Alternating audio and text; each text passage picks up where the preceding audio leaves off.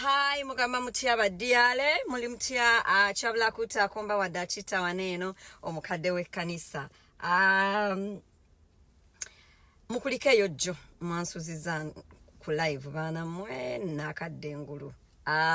Yesterday ebyayogeddwako mu bingi ennyo wabaddewo session number that took us over 2 hours nga tuwuliriza ebigambo ebyavudde mu mwana wa omugenzi BMK, that is Bulayimu Kibirige, the late yali nanyini wa Africana and all other Africana group of other BMK group of companies. Chiriwo chigenda mu maaso when BMK passed on, omu ku baana be called Haruna Kibirige yakozesa olukujjukujju forging ebyapa, forging signatures, and he obtained money and loans from different banks. And then also yakwata chapa one of his homes in Naguru na Chisinga Mubanka.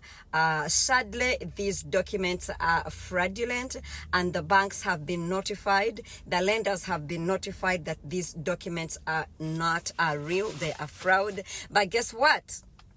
The lenders are still going on to try and take the property of this family, even when the documents presented were false. Please bear in mind that this was being done by an individual, not as a family. So I would think that the individual should be held accountable, but not let the whole family to go down the drain, especially if the documents were fake. I mean, don't you guys have loans officers? I mean, you give out a loan without doing due diligence to verify the authenticity of these documents. I would think if those documents are fake, you did that on what we call impeo. However, I am told that wali abantu abanene mukoko abakola obutawera okutwala emali eyomufu bannange, abantu ababba emali yabamulekwa. Do you also take a step and think that tomorrow you are not going to be here? Nti eyakola ebintu olwaleero ali magombe naye gwe oyagala everything he worked for all his entire life obimutwaleko abaana be balye ku kasasiro. Abannayuganda obutasiima omusajja BMK nga yakolera abannayuganda.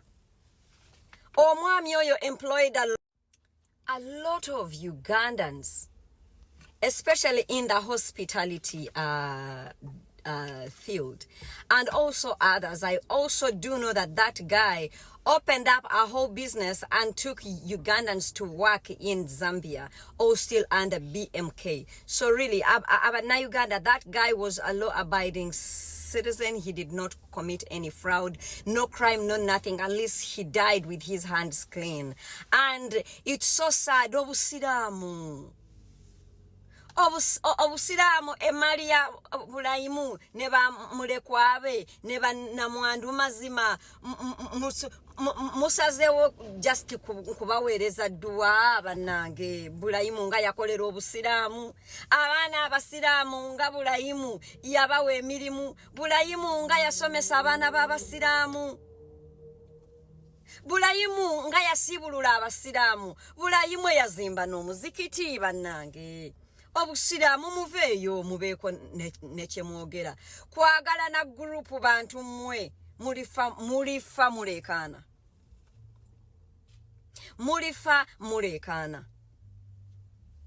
Muli mu parliament muteesa ku lugambo lwa Senga Acid ng'abaana buli lunaku baluzinga emali bazadde baabwe gye baakolerera, especially land. The fraud that is happening in the lands office of Uganda is very unbelievable.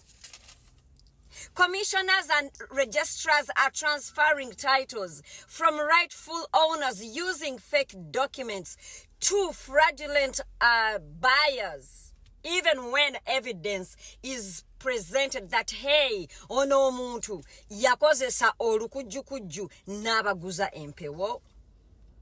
Naja nenjogera koko muchala Aisha Owomulands registrar. Ne bajja in inbox yange ne bagamba that now this one is a man. I am gonna come back with more documentation and more details on the registrar that actually okayed the transfer of a chapa cha BMK to a fake buyer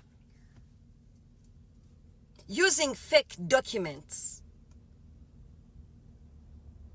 Government ya Uganda bannange. Mwagala banna Uganda bonna bafe mwefuge mweka. Nawe kasoda ali eyo andaba olwaleero kole mali yongo manyi mbuno mukwano go akulinze.